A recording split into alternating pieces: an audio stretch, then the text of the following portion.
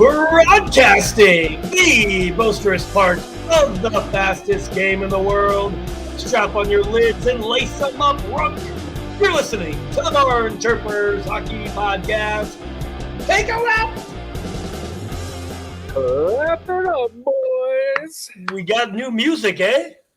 Clap it up. It started later. I don't know what happened there. Okay, that's fine too. Well, obviously I'm wearing my Golden Knights sweater. Yes, sir. And obviously everybody knows I was pulling for the Cats because I'm an Undercat story. I love a good Undercat story. But I have had this Robin Leonard number 90 sweater for the Vegas Golden Knights since February. And I decided to bust it out today because, hold on, wait, there it is. There it is. There it is. There it is. Because as everybody knows, I mean, we're a week removed now. The Vegas Golden Knights won the Stanley Cup. 5 games, friend. 9-3. Whoo! I know. 9-3. We don't have to get into it too far. I think it's a little bit far removed at this point. But, I mean, the biggest things, as we said, Vegas was a freaking wagon. That's right. And including us, nobody ever picked them to win. And they just ran through the playoffs. As we said, every single episode of our entire existence, we already knew this. Yeah. And the post-game interviews, a lot of the guys were like, yeah, we probably could have played some more. Because they didn't really have any injuries. And so, I mean, everything, again, as we talked about, you need all those little things to happen to win a Stanley Cup. Right. Depth, puck luck, a hot goaltender, guys getting hot at the right time, and limited to no injuries, and they did it. Yeah. 6 losses, Joe. 6 total losses. That's it. The entirety of the playoffs. Yeah. They went 5 games, 6 games, 6 games, 5 games. Yeah. And, this was said a lot throughout this year. We might have even talked about it too, that the East was so stacked. It was like, well, the East is probably just going to beat the crap out of each other. So the West is just going to pick up the pieces. Like, it was kind of a forethought that the West was probably going to win this year because the East was so stacked that they were just going to beat the crap out of each other. And it's true. They did. The East beat the crap out of each other. And as we know now, so again, Matty Clutch, we have to talk about our boy real quick. Yeah. A broken sternum, Justin. Ooh. A broken sternum that happened in Game 3 of the Stanley Cup Finals. He came back in that game, and he came and played the whole game, Game 4, and scored the winning goal with a broken sternum. A broken sternum, Joe. Jesus. He had to have his brother and guys help him get out of bed, get dressed, tie his skates. The man is one tough SOB. Yeah. Like, props to you, to our boy, Matty Clutch. And this is a whole other conversation for other professional athletes, LeBron James, for playing because you love the game. Yeah. And not for the money. But that's a whole other conversation. But we found out that, so obviously Matty Tkachuk didn't play Game 5, the deciding game. Honestly, it was, if he wasn't suiting up, it was over. Like, the game was literally over before it started, honestly, 100%. They just didn't have it. They didn't have it. They used all the magic, getting there. And, this is 0-2 now for Florida, and both times they've gone to the Cup, they've just gotten absolutely housed. At least they won one game this time. This time they got one. I could argue that this team is better than the. I think so. 97 was it? 96. 96. But I was rooting for them because they were the underdogs or undercats. Sorry. But man, oh man, like I don't want to keep repeating this, but Vegas was just better. I don't think there's much more to say. Like, I didn't watch a single game, which bums me out. I was super geeked up to watch the final. I didn't catch any of it. That's on me for not, doing better. I'm doing better to try to make it happen. There was a couple days I could have, but I did watch Vegas play in the regular season a couple times against New Jersey, and just thinking, man, this is a frustrating team to watch my team play. For sure. Yeah. And so I couldn't separate, is this team just that good? Or hey, look at that. Just in case my computer dies. Okay, gotcha. Folks behind the scenes. BTS. Is this frustrating to watch because it's my team, or are they just that good? So yeah. Just props to the Golden Knights. Hey, and hats off. I'm happy. Hats off to you guys. Like, I mean, seriously, that's 6 years of being in existence, and you have a cup, and you've literally been a contender every single year. Like, that's a great organization. Yeah. Honestly, they've done it right as well. They have a winning atmosphere, a winning team, and I do, as a sports fan, having an NHL team, the Vegas Golden Knights, be the first Vegas championship. Considering now that we know that there's a lot of teams trying to show up in Vegas, like there'll be every major professional sports team in Vegas in the next 10 years, guaranteed. Yeah. So, we already know the NFL moved over there, the Raiders. Mm-hmm. MLB is coming. I bet there'll be an NBA franchise or somebody will relocate there. Mm-hmm. I'm surprised they don't have an MLS team yet. They will. So Vegas is a hot spot. So I'm glad that hockey won its first championship. Slight correction. The WNBA's Las Vegas Aces won the WNBA championship last season. Oh, okay. So, well, correction. All right. The Knights are the second, though, and the first of the major four. Yeah, okay. I was going to say, is hockey a major anymore? That's a whole other conversation. But to that point, that's obviously not hockey, but WNBA. Like, if only it was more readily available, then we would know that. Both of these sports need that. Yeah, but so my other point that I wanted to just touch on real quick, and I don't necessarily like to go with that because then it just sounds like excuses, but there was a lot of guys on this Florida Panthers team that were injured back in the Boston series that continued to play and show up.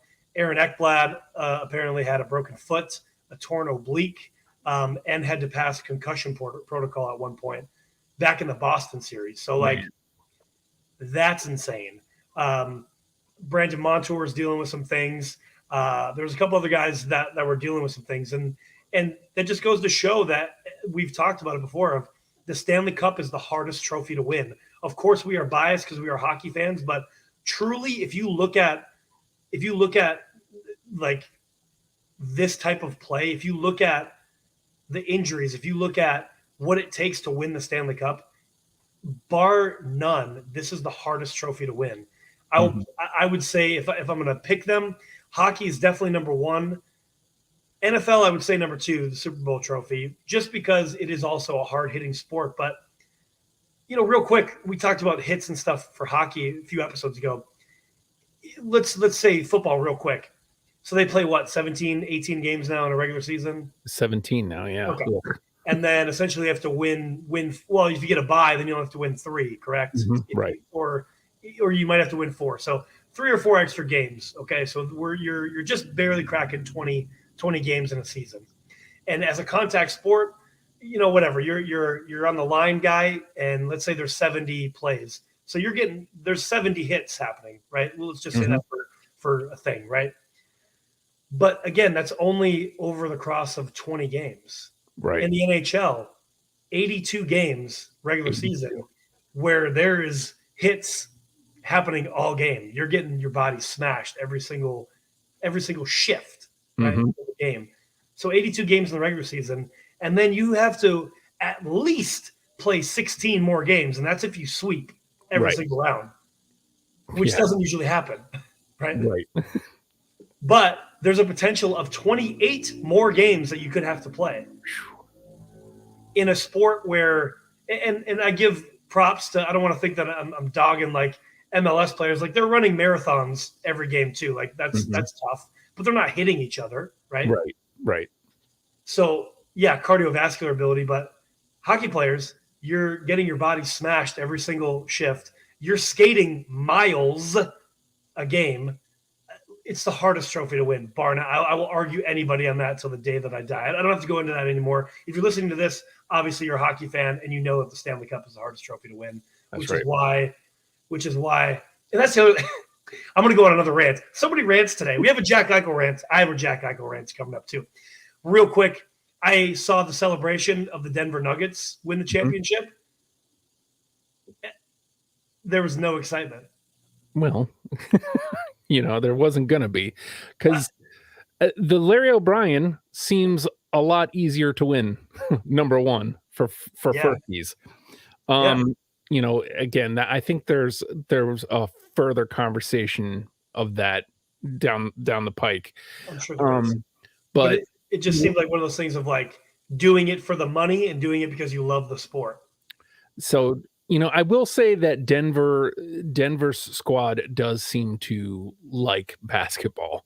Like, I will give them that credit. But they had a cakewalk like Vegas did too, other than the Suns took 2 from them. Everybody else they just beat up on. So like in NBA, and I don't want to get too deep into the weeds. This is a hockey podcast. Yeah. Follow us at BarnChirpers Pod on the Instagram. I don't want to get too deep into the weeds here, but it does feel like the NBA chooses who's going to win the championship. And to me, Denver was going to win the championship this year. That was going to happen. And that could be a later conversation too. So about sports and stuff. But again, hats off to Vegas Golden Knights. Hats off to the Florida Panthers. They worked their ass off. And I don't know if you've heard if you haven't heard it, go find Paul Maurice's exit interview, the presser after the loss. He wasn't necessarily emotional in his facials, but you could tell by the words and his tone of how much this team meant to him to coach and how special this team, this squad, this year was in his entirety of coaching. Yeah. Just talking about, the guys laying it all out there and all that stuff. Go check it out. It's a wonderful interview. And again, I do think the Cats will be around for the next couple of years. They have a lot of the guys sticking around. So I'd love to see them come back next year and what they can do. Again, if you can stay healthy in the playoffs, that's literally who wins the cup. So, but again, hats off to the Vegas Golden Knights on their 2023 Stanley Cup victory. Clap it up, boys. Clap it up, boys. Well done. So with that said, I guess I might as well go on my Jack Eichel rant. Yeah. So here's the beautiful thing about this is you've only said that you have a Jack Eichel rant. I have no idea if this is a positive Jack Eichel rant or if this is a negative. The word rant connotates negative. So what's stewing over there, Joe? What about Jack Eichel? It's a positive rant. It's very positive. Yeah, it's very positive. When I said rant, it's more so I thought about this after they won the cup or whatever. And obviously he ended up with 26 or 28 points in the playoffs, in his first playoffs. And we talked about it on this show before about being hyped about. He talked about this for years and years and years. Give me a shot and I'll show you what I can do. And he did. He showed up. And again, I will say this again as a hockey fan, I love that. And I love that he was able to show what he can do. He is an amazing player, honestly. He has so much skill.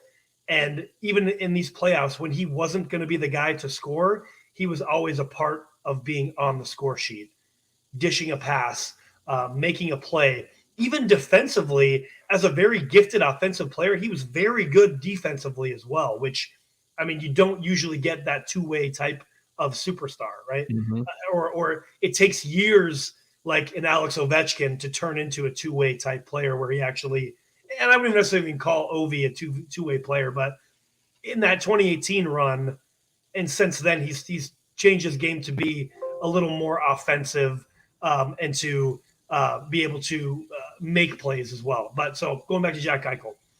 So he is a very gifted player, bar none. My rant on this, and not even rant, but the thing that I thought of was his time in Buffalo.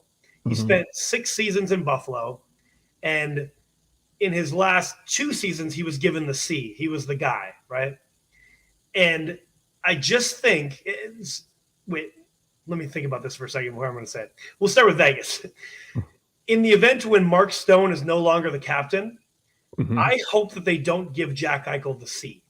Don't make him the guy, in my opinion, because I don't think that he can carry the wagon. He can be the guy that pulls the wagon as far as motivating the boys, yelling at the boys when they need to be, setting them straight. Again, he's a wonderful player, amazing skilled player, and he can make plays with his eyes closed. But I don't think he's the guy to lead a team as the captain. And I say that because in Buffalo, again, we know that management during that time was not the greatest. There was a lot of turnover with coaches and the management team. So that definitely would weigh on an entire team, right? And even in Buffalo, when he was there, he didn't necessarily have a whole lot of pieces like Vegas does and did. I'll agree to that. But he did have guys like Sam Reinhart, Brandon Montour, Ryan O'Reilly, and kind of even though we don't really love Evander Kane, but he had Evander Kane who was also putting up a lot of points.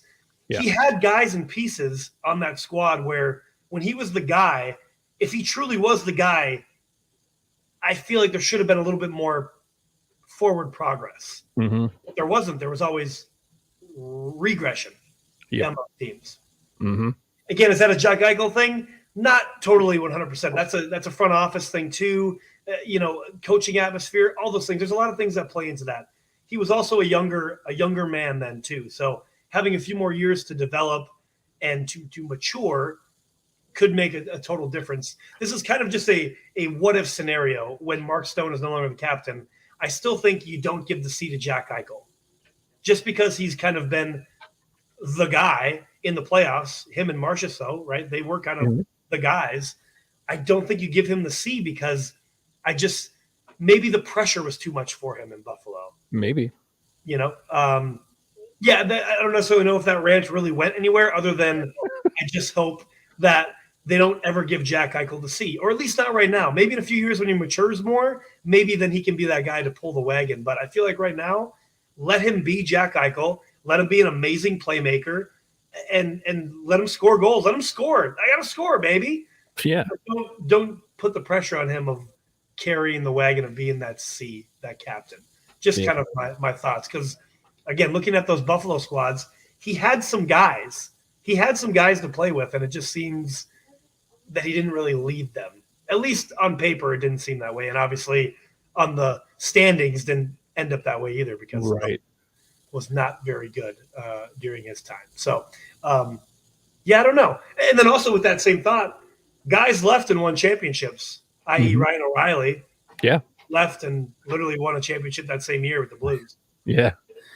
Oh, and, to kind of further your point along, like, if he had it in him, and again, this could be something that he could mature into, but if he had it in him already, you look at a guy like the cap in New Jersey. I'm sorry, I always bring it back to my squad, but Nico's young.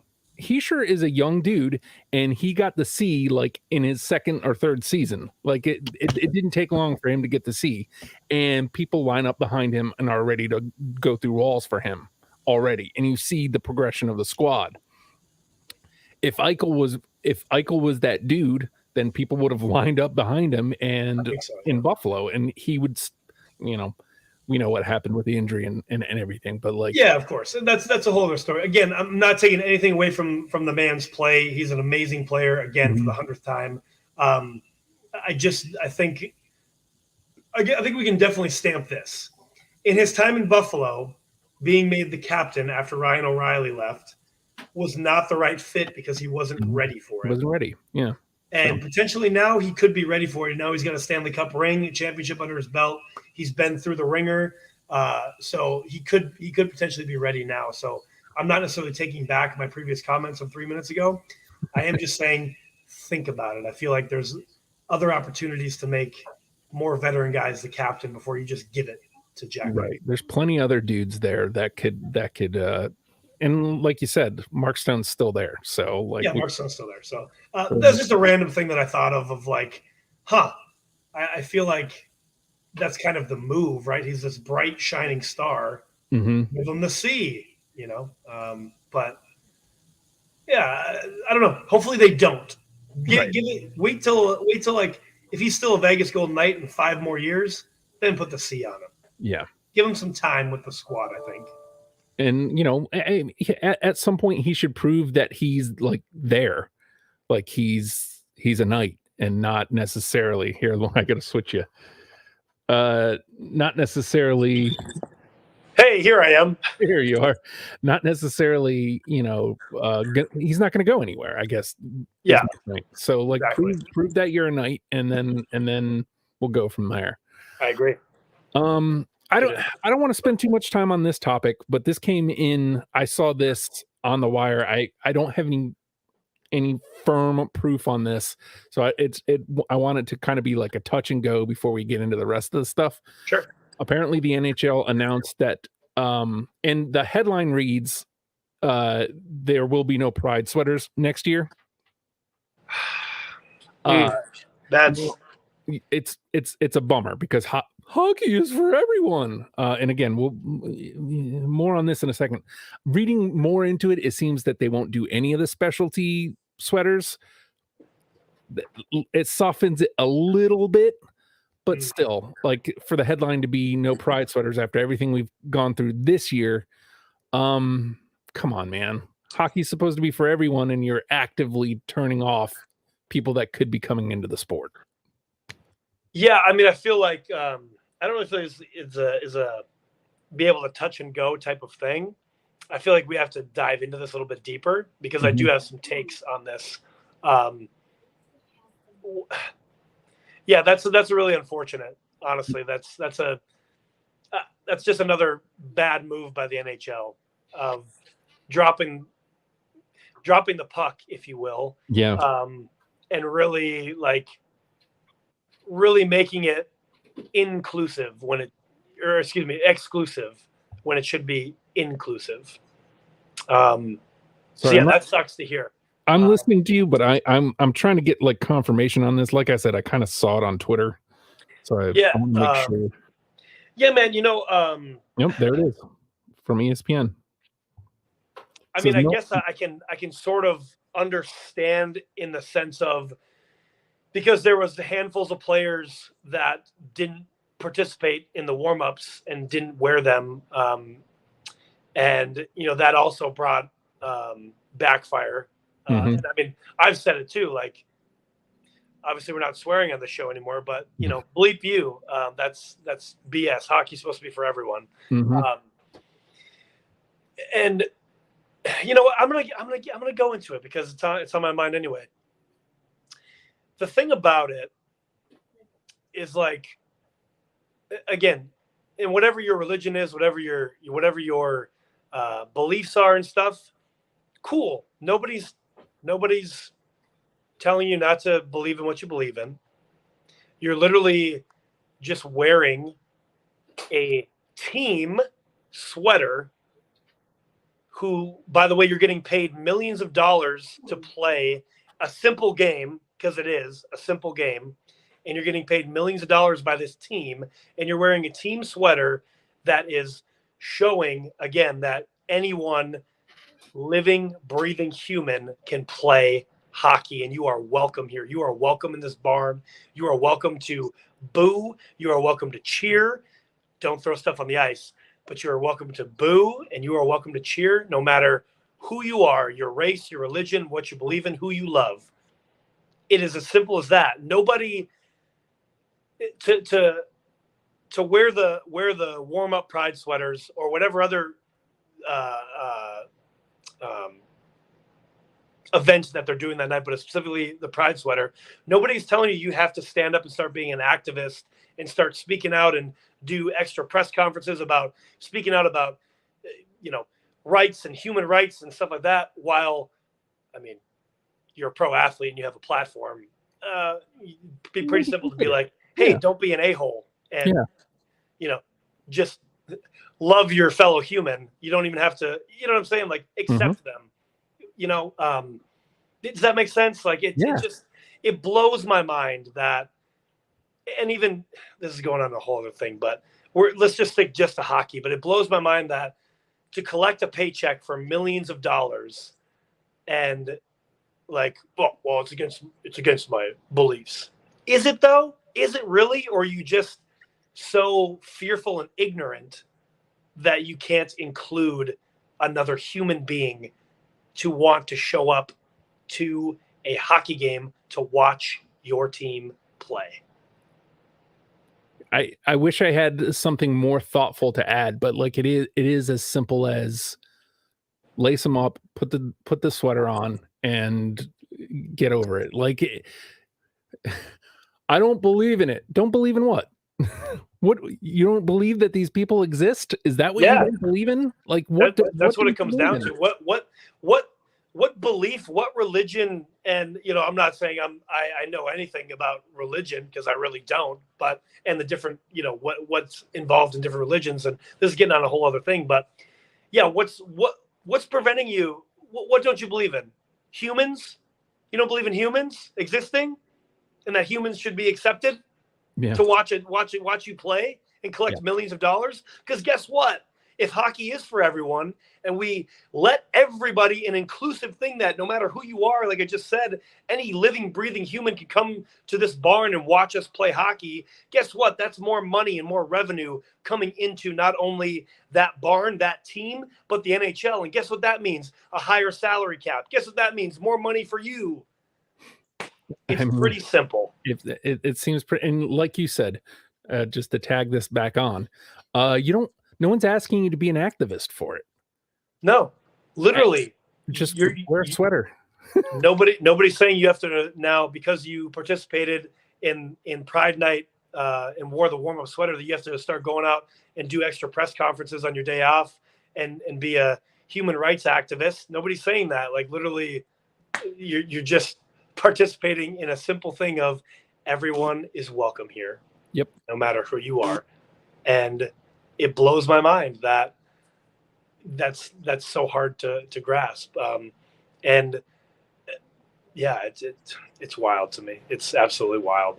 But I wish I had Jack Hughes' quote before all this went down, because he was asked about Pride Night. And again, I keep swinging around to my boys, but they do the shit right. Sorry. They do. I think you only got SHI. I don't think the T came out, so I think it's okay. They do it right. And he was like, "Yeah, man, we want everybody here. We want everybody to come watch us play hockey." And that should really ultimately be what it's about.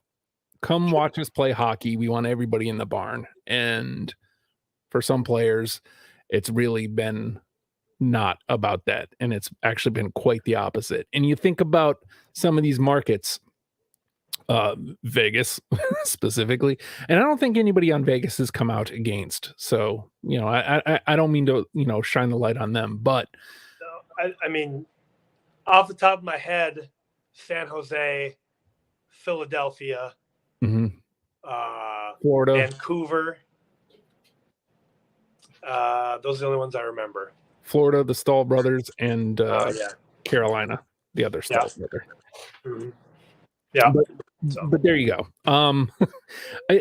There's a deeper conversation to be had there too, I think, because where is it corporate greed and where is it there is a line here, but like, yeah, of course there is. I mean, again, everything is about money. So again, I mean, I literally said it too about, the sport should be inclusive because then that means more money. I literally said that too, but at the end of the day, like it should just be everyone can come watch us play. Yep. There shouldn't be any involvement of beliefs or anything about that. Like, do you want Chucky down the street to be able to come watch you play hockey? Yeah, I want to come play hockey. Okay, well, he's a trans male. Oh no, he can't come anymore. Yeah.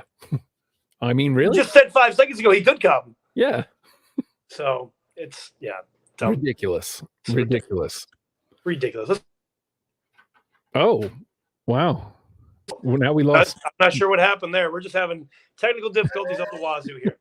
Let's move on to something happier, should we? Yes, please. Yes. I don't know where you want to start, because I can't remember if it happened before or after. I'm looking for you. I can't remember if it happened. I guess it would have happened after. Here, let me add you back. There you go. Technical difficulties. We're good. Hey, follow us at BarnChirpers Pod on the Instagram. There we go. We'll start here just because I started going into it as you were trying to get straight. Jesper Bratt, the Bratter resigns with the Devs. 8 years, 56, I think was the final tally. Yeah, like 7.5 AAV. Right. And locked him up, dude. That's a solid get. Yeah. And I like how he came down on his price, because he was the rumor mill had him like trying to get 8 a year, and I was like, he could have if he showed up in the playoffs. That is exactly what I was going to say. If he wasn't ghost in the playoffs, and again, he got the one empty netter at some point in I can't remember for which round it was, but he got an empty netter, so he scored once. And it's different. Like, Timo didn't score a lot in the playoffs, but he was like an every shift guy. Like, he was doing something. Bratt was just ghost.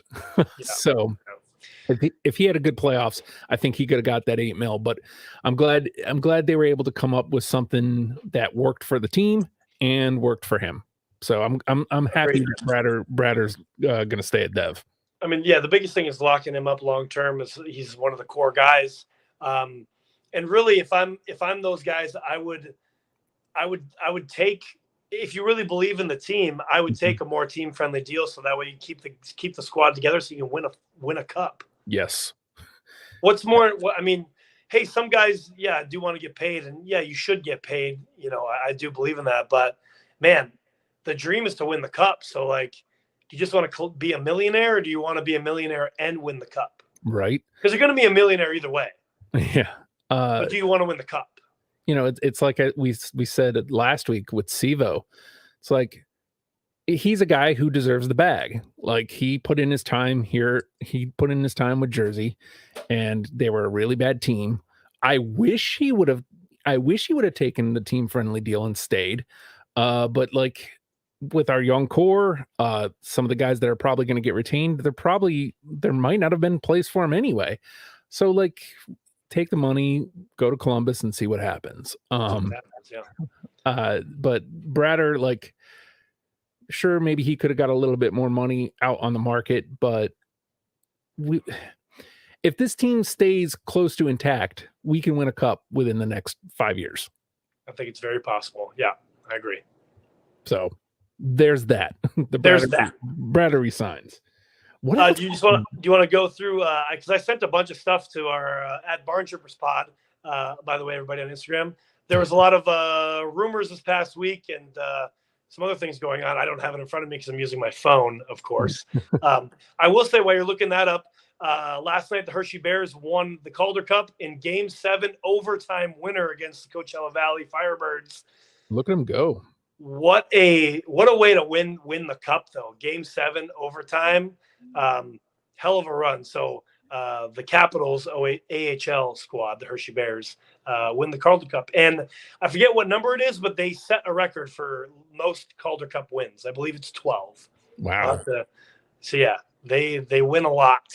And again, Coachella Valley, I mean, brand new squad, mini Kraken. So that's great to see too, that they essentially got both the NHL and AHL teams did well in the playoffs. Yeah. In their first go around. So that's good for them. That's really exciting thing to see moving forward.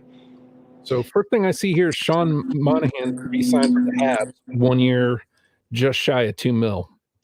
That's I think that's probably a solid for them. I imagine obviously it's just a bridge deal and see kind of like sign and see what happens. What happens in the draft and how this squad does. We talked about it last week, I think, about the Canadians were very injured last year. So Yeah. let's see what happens when they actually have a full squad. So I think that's probably maybe where he and his agent were at too, considering he didn't have a great year last year and he was injured as well. So would he have gotten the idea there is have a really good season this year and stay healthy, and whether you re-sign for Sean Monahan's, I want to say he's late 20s, maybe early 30s, but either way, his next contract will be probably his last contract. Right. So a 7-8 year deal and really cash in. So the way you do that, obviously in your previous season, to have a really great season.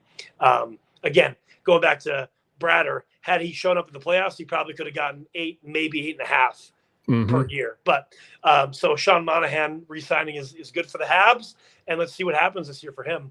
I do remember seeing the Sabres signed 1 year Gergmansons, Gergmansons. That's exactly the name I was just looking at. I'm glad you decided to say it.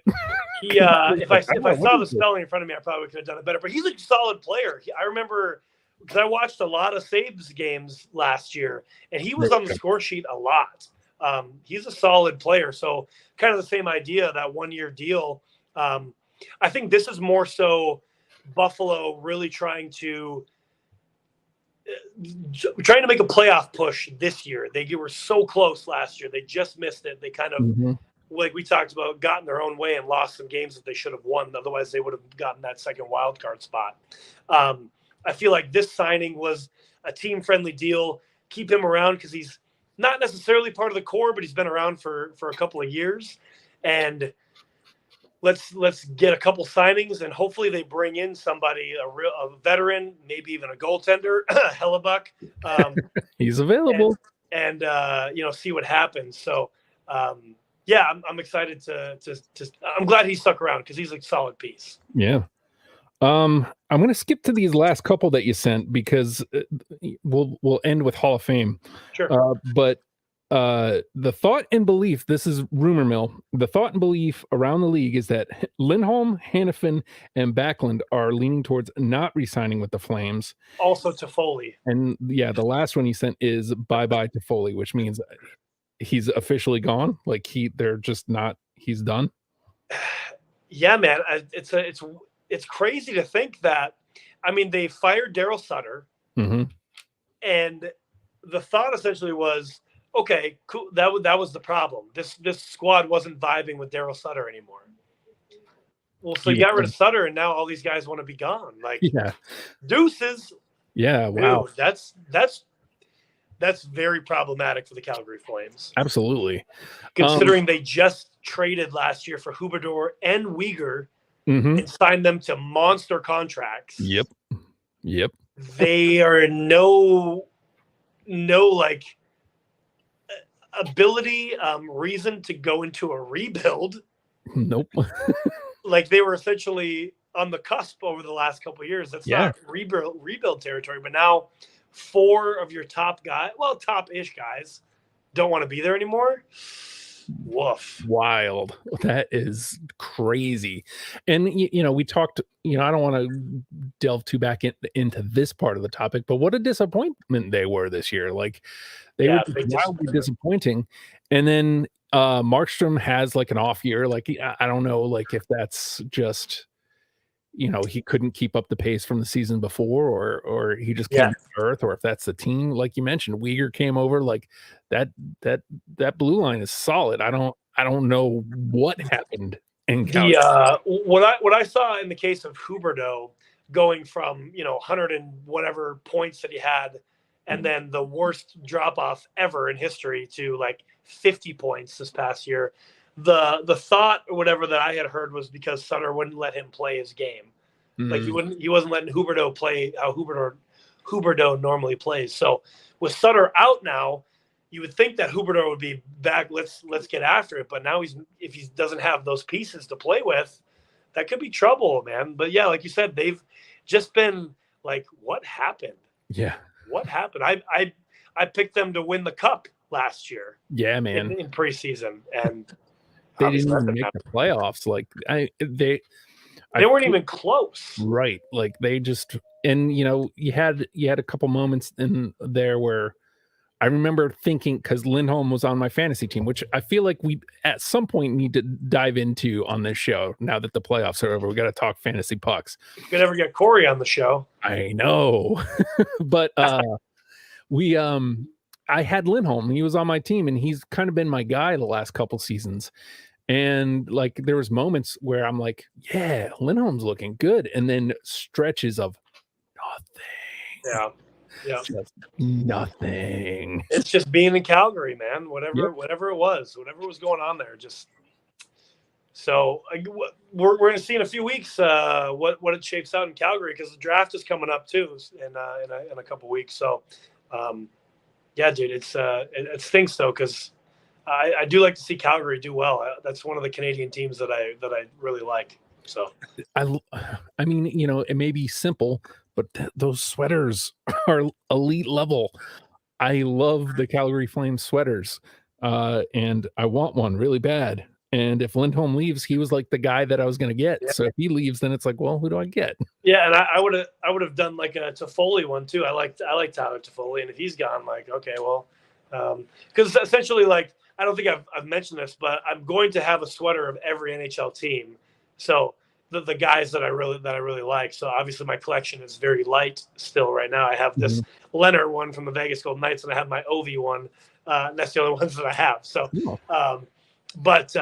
yeah. So I mean, it's kind of one of those. Well, I guess I'll wait for another guy to show up. It would have been Johnny Hockey, but yeah, he's gone. Now he's a Blue Jacket. So yes, and I totally forgot about Kadri signed in Calgary as well. So again, like, they're not in rebuild territory. No, man. They have just paid out and going to be paying these guys a lot of money. They were actively trying to make the next step this season. They were supposed to at least make the cup. I would have thought. Because I could be wrong, but I feel like, did they extend Dylan Dubé? Maybe they didn't. Maybe I'm making that up. I can't remember the contract stuff from last year. Yeah. Speaking of the Flames, Mike Vernon, class of 2023 Hockey Hall of Fame. Well earned. He earned it. Yeah. Yeah. I mean, that's how long has he been eligible? I don't even know.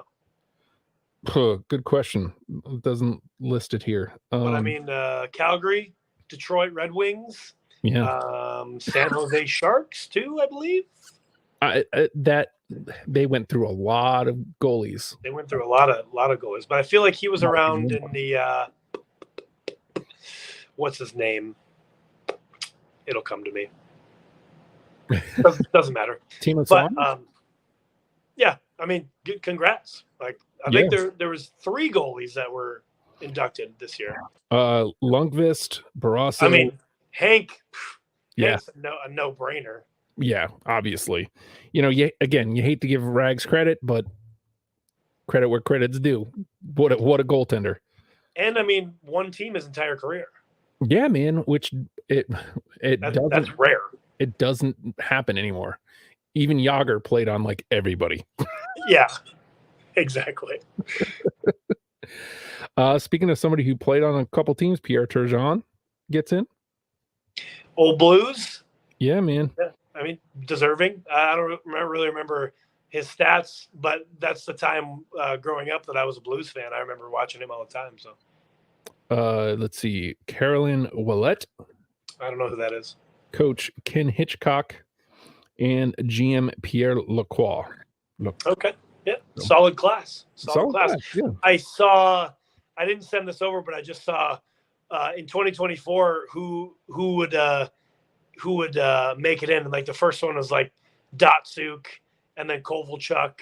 And I forget the other 2 that are eligible next year. I'm like, well, obviously Datsuk is getting in. Oh, like, God. That's a no-brainer.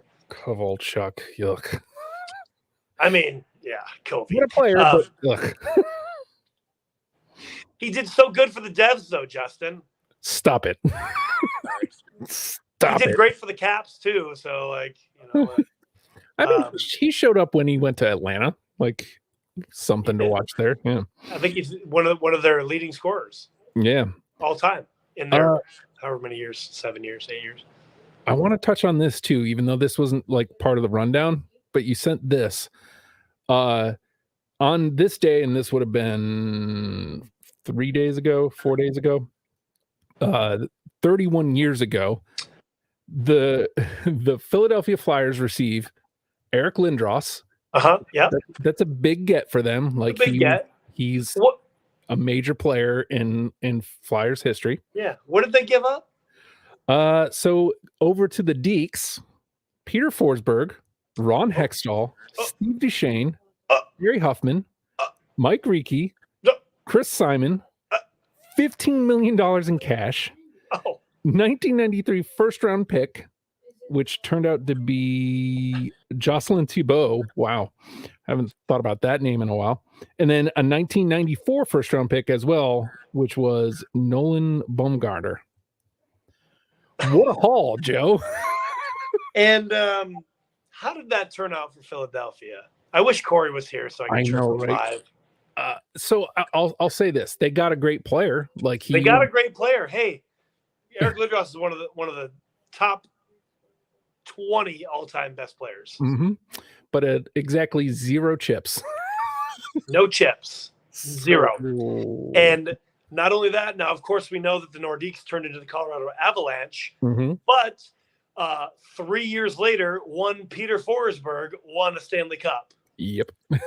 So who won that trade? Obviously, Quebec Nordiques / Colorado Avalanche. Absolutely. So I mean, trades they're a weird thing. And I don't know this for fact, but I texted it to you, and I don't know this for fact again. So if you know, chirp us at BarnChirpers Pod on Instagram. I believe like Forsberg going over. I don't think they thought he was going to be that great of a player. Right. I feel like they looked at him as more just a depth guy. I don't think they had the foresight that he was going to be such an impact player that he turned out to be. Yeah. And I could be making that up. Chirp us at BarnChirpers Pod if I'm making it up. But I mean, to give all of that away, that's why I feel like I'm remembering that. But again, I could be making it up. But that's a lot to give away for one guy. Yeah. And even if you don't view Forsberg as like that level player, you have to view him as some sort of level player, like to be included in this. Like, I mean, even to give up Hextall, as well, paired in that plus $15 million. Like, just crazy. What the heck? I don't understand that. They got hosed. Philadelphia got hosed in that, and they probably thought, "Oh, we are going to win cups for the next 4 or 5 years. We're going to be a dynasty." Insert at this point, Corey cursing at Scott Stevens. Naturally. That would be somewhere around here. Naturally, of course. Yeah, naturally. That's really why he's not on here, because we can't let him. He's got to figure out his swearing. That's why he's not really on. That's really why he's not on the pod. Real quick, I know we're almost running to an hour here. We got that question last week, and because I had time to look at it, I already have my take. But the question essentially is, and this revolves around like Phil Kessel and Johnny Quick winning their 3rd Stanley Cup now. Okay. And the question, and I'm kind of running it back because I'm not looking at it in front of me, but the question is, do you feel that the NHL should restrict or whatever, like essentially, if a guy doesn't play in the actual playoffs for a team, should they actually get their name on the Stanley Cup? So, and before you answer, so, okay, Phil Kessel played all year for the Vegas Golden Knights regular season. He has the Iron Man streak. And then he only played 4 games in the Winnipeg series. Or he played the Winnipeg series, then he didn't play anymore. Wow. So he played 5 games in the playoffs and then literally was healthy scratch the rest of the playoffs. And now he's a Stanley Cup champion, 3-time Stanley Cup champion. Johnny Quick played 3 games in the regular season for the Vegas Golden Knights and then played 0 games in the playoffs. And now he is a 3-time Stanley Cup champion. So it begs the question, should guys like that get their name on the cup when they didn't really contribute to winning the Stanley Cup? I want to hear your take. So in these two guys specifically instances, I don't think so. And I'll say it's because they've won cups before. So their name is already on the cup. And, Jonathan Quick specifically, I didn't contribute too much at all to this season. Like, he was a late season, he was a deadline acquisition. He didn't appear in very many games before the playoffs and appeared in exactly 0. And I feel like he was 1-2 in the 3 games that he appeared and had like a 7 GAA. Right. So, Kessel, maybe you could make the case for, because of, he showed up all regular season. He was a contributor. He got him into the playoffs. He may not have contributed to actually winning the cup, but I don't know. If Kessel didn't already have his name on one, and what I mean? Like, if his name wasn't on a cup and this was his first cup, I say, yeah, absolutely. Because there's guys like, if something happens in Columbus, I'm swinging it back to my dudes. Sorry. But if something happens in Columbus and Sivo, they get to the cup, but Sivo doesn't play, I want his name on the cup because I love that guy and I want that for him. That's like, I think the comparison for Corey would be Giroux. If something happened in Ottawa and they win the cup and Giroux, for whatever reason, doesn't play, I would bet that Corey would say, yeah, I want this guy's name on the cup because I love that guy. But man, it sure does feel like there should be like at least a amount of games played or something that goes into this. Yeah, and so I mean, I'm gonna Tarantino this. At the end of the day, like, as we talked about in the beginning of the show, it is the hardest trophy to win, and you need guys to step up because injuries happen. So I understand why, but Phil Kessel was there. If somebody got injured, he would have stepped in, right? Mm-hmm. Johnny Quick maybe would have stepped in if Aiden Hill got hurt. So at the end of the day, it's not going to be a thing because it does take an entire squad of, 30 plus guys to win the Stanley Cup, even if you play 1 game, 2 games, or 82 games, right? So it does take a full team to win that cup. So yeah, their names should go on the cup. And even if we're not talking about Phil or Johnny Quick, any of the other guys' names that are on the cup that maybe only played 1 or 2 games in the whole entire season, including playoffs, their names still belong on the cup because they're part of the team. So that is my take on it. Yes, because it takes a full team.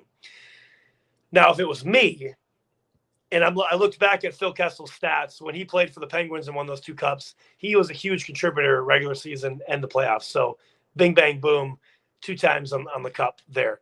Johnny Quick, we know, led the Kings to those 2 cups, 100%. I think more so for me, if it was me, especially if I'm Johnny Quick, if I'm on my Instagram profile and it says 2-time Stanley Cup champion, would I change that now to 3-time Stanley Cup champion? Or if it was me, I'd be like, I didn't really do shit. I didn't really do crap to win that cup. You know what I mean? Like, it's more of a ego pride thing. Like, did I really win the cup? I just happened to get traded to the right team. You know what I mean? Maybe even for Phil too. But if I was Phil, like, am I really 3-time champion? I'm a 2-time champion, but am I a 3-time champion? I don't know. But I guess if I was going to say, if there was going to be like a thing, I feel like 10 games in the playoffs. Yeah. You know what I mean? Yeah. If it was going to be a thing, but it'll never happen. And I don't actually think it should. But I guess I kind of just look at it more of like, if you use the eyes emoji when you're texting, I'd just be like, Stanley Cup champion, huh? Really? Are you sure about that? Are you really sure about that? Are you really though? Yeah, that's kind of my take on that. But thanks. I I'm sorry, I don't remember what your name was who sent that question in, but thank you so much. At BarnChirpers Pod, if you have questions, comments, concerns, if you want to chirp us, definitely chirp Corey about being a Flyers fan. Yeah. Because he loves that stuff. Yes. Before we get out of here, I want to talk about that tier thing that the Daily Faceoff posted. Oh, yes. About the fandom. Mm-hmm. Wait, the biggest thing for me, and if you haven't seen this, we could probably repost it. I think I said it on the Instagram, BarnChirpers Pod. But the Daily Faceoff put out a tier level, tier 1, 2, 3, and 4 about hockey clubs like fandom or whatever. And I don't remember everything about it, but I put on there, this is the worst take ever. Mm-hmm. And literally it has well over 200 likes by other people that read that comment that I put on there right now. Because literally is like, tell me you've never been to any of these barns to see a game without telling me you've never been to any of these barns and seeing a game. They had the Mustard Cats in tier 4. Yep. Buddy, we were there on a Saturday afternoon matinee, and that place was packed out for a Predators versus crappy Panthers game. Yep. And that was days before they sold everybody. Exactly. The team was going nowhere. So they were in no playoff position. They weren't even sniffing at that point. And the place was packed. So if you as a journalist, Daily Faceoff, yes, I'm chirping you. That is a terrible take. You know who's Boston wasn't even in tier 1. Nope. Second tier. Clearly, they've never met anybody that is from Boston, because anybody that I've ever met from the Northeast is a Bruins fan. So, it's just whoever put it together is just so misinformed and clearly has never been to any of these barns, because it is a terrible take. Absolutely terrible. So just, I'm going to quickly run down the tiers just in case anybody, I'm going to share it I just shared it to our story. I'm going to share it to our feed. But just a quick rundown for anybody who's here and anybody who's listening. We love your thoughts on this. Tier 1, Edmonton, Toronto, Montreal, Calgary, and Vancouver. I'll say this. I love that it's all the Canadian teams. That's the only thing I'll give that. We do know that there is more press and pressure when you play for any Canadian team. 100%. Yep. Tier 2, Minnesota, Winnipeg, Seattle, Ottawa, the Rangers, Boston, and Detroit. Okay. Tier 3, Dallas, Tampa, Pittsburgh, Colorado, Los Angeles, New Jersey, Washington, and Buffalo. Tier 4, Philly, the Isles, Chicago, St. Louis. This one blew my mind. Vegas, Nashville, and Carolina. And Tier 5 is the only one that they were pretty close. Columbus, Arizona, Florida, wrong. San Jose, and Anaheim. Woof. Yeah. And that. So in a future episode in July, we will have the show where I talk about my barn journey this year for everybody listening. So that is upcoming, and I can speak on Florida, Tampa, Nashville, Washington, Carolina. So that'll be a fun episode to talk about. But yeah, these, you're telling me the Vegas fan base is in tier 5? What? Okay. That's ridiculous. They've been good their entire existence. Ridiculous. And Tampa being in tier 4 is also ridiculous. They had a sellout streak for 4 years straight. They've been good for the better part of a decade. What are you on? So, but that's, I feel like it was just a thing to put together. And only putting, making it even across the board, I think was, maybe they were pigeonholed in that by making it even across the board to fit everybody in. Yeah, maybe. But you could have easily, you could have easily made this a 3-tier system, and it would have made more sense. Yeah, agreed. So let's hear your thoughts on that. And you can, like I said, we'll put it up on the BarnChirpers page as well, so you can comment on that if you like. If you don't want to leave a comment. And last thing before we go out the door, man, we made it to an hour again.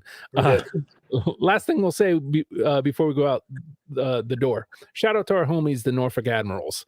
Yeah. Very much looking forward to some sort of working relationship with them. I'm not trying to, muscle anything, but it is in the works. Like, your boy needs to get over his, like, it's just the kids are out of school, so it's been a busy couple weeks, and I just need to type an email, and then things are going to happen with us, your BarnChirpers and the Norfolk Admirals. Very much looking forward to yeah, that would be great. Hey, anybody that doesn't know, they are part of the ECHL, so third tier minor leagues. They are the farm system now of the Carolina Hurricanes. So that's kind of fun to see, because that's pretty close to home for us anyway. Yep. So next week we don't have Stanley Cup to talk about anymore, so we're going to talk about some type of topic. It's going to be great. It's going to be a good time. We're not sure what exactly it's going to be yet. We do have ideas though. Yeah. So just stay tuned. Maybe we'll do like a story, ask a question, or something like that. Maybe we'll do that. We'll see what happens.